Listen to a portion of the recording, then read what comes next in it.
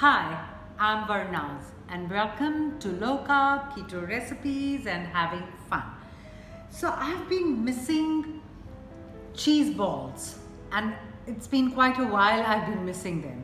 So I thought, let me find a recipe where not only will these turn out like the original cheese balls, but they'll be egg free too. So I have a batch right here and I can't believe that I get to eat the cheese balls all over again. So here they are, crispy, crunchy, spicy, which is optional, and here's my taste test. Oh my God, amazing.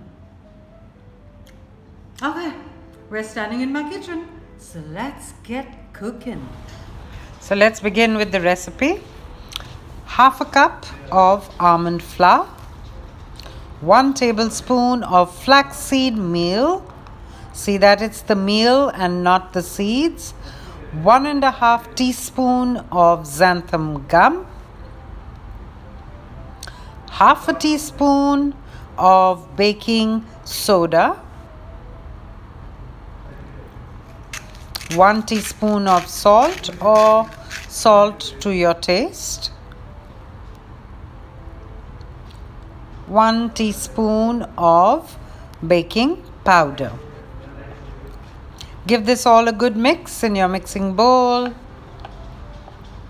We are also going to add 1 teaspoon of ghee, but a little later. Okay, now this is completely optional. I'm adding some coriander leaves, some chopped ginger, and some little bits of green chilies. This is completely optional. This is to make them spicy. If you want them plain, then just omit it. Now is the time to put in the water. We are going to begin with 2 tablespoons of water first, and we're going to give it a mix. You'll see it slowly coming into a dough. This comes together quite easily, but it's going to need 4 tablespoons of water. But put the first 2 tablespoons, see how it feels and looks, and then add the other 2.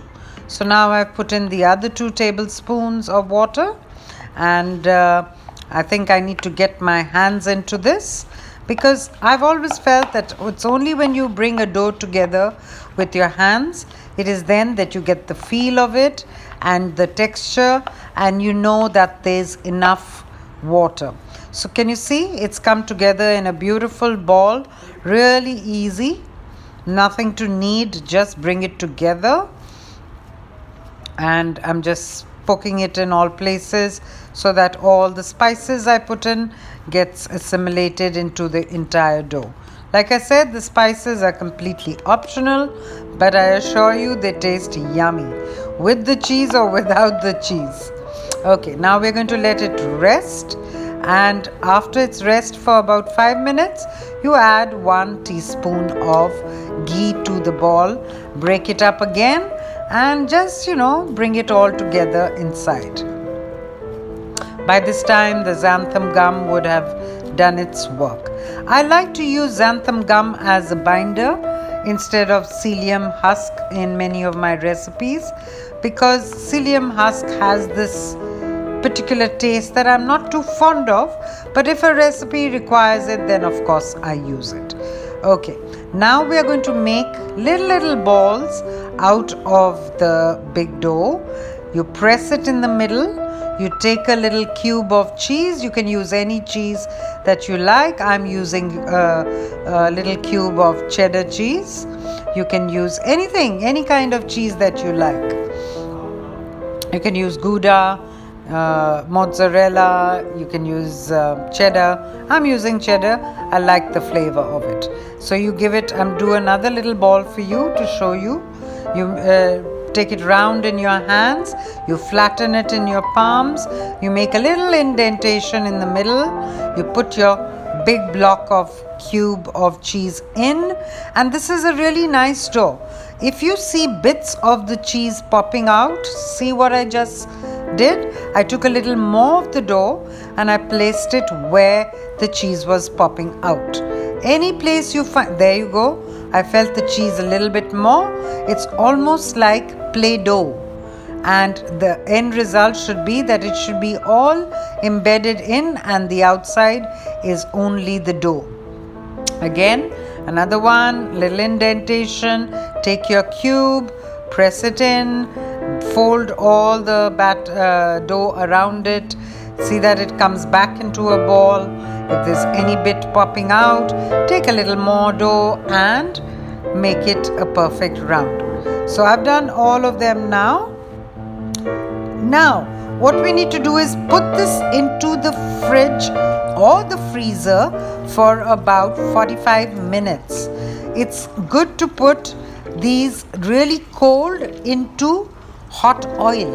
That way you won't get the splatter of the cheese popping out, and the dough will also stay nice and firm. Very important to put them into I would say the freezer for about 45 minutes. Now I'm waiting for them to see how easy they are. They're moving around, they're not breaking up or anything, and I'm waiting till they become a nice beautiful golden brown. And once they've become, it's taken me about 2.5 minutes. Look at that! Perfect, beautiful, crunchy, crispy cheese balls. These ones are spicy. You want to keep them plain, just omit the spices. They'll work just as well. Look at that. Oh my God. I'm so excited to have these again. Thank you for watching as always. Lots of love. See you in my next video. Bye then.